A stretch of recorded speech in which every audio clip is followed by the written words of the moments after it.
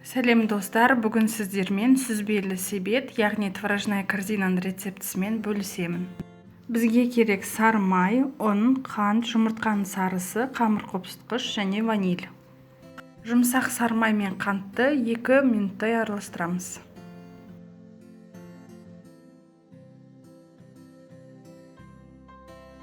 Жұмыртқаның сарысын қосып араластырамыз. Електен өткізілген ұн, қамыр қопсытқыш және ванильді араластырып, массамызға қосамыз. Жұмсақ, қолға жабыспайтын қамыр илейміз.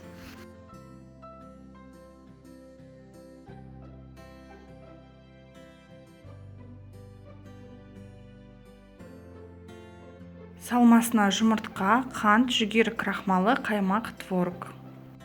Барлық ингредиенттерін блендермен өткізіп аламыз.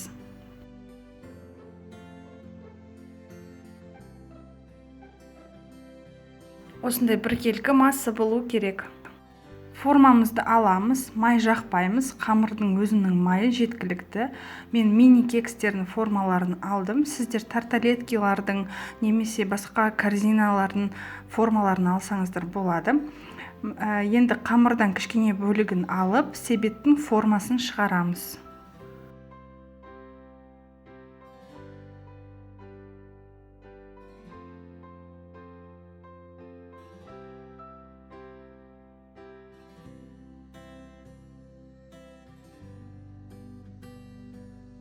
Шанышқымен барлық жерлерін тесіп шығамыз.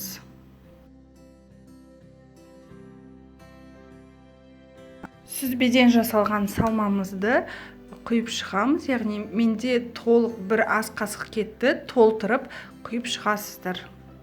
Себеттерді 180 градуста қызып тұрған пеште 20-25 минут пісіріп аламыз.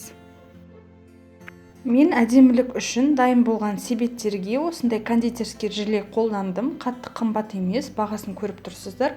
Себеттер өте әдемі шығады, осы желемен жылтырлап. Және де құлпынай мен кивиді қолдандым. Бірақ сіздер негізінде кез келген жеміс-жидектерді қолдансаңыздар болады.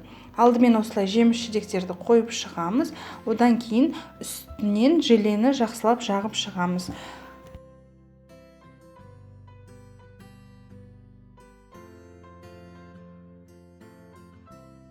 Біздің әдемі әрдәмді сүзбелі себетіміз дайын болды.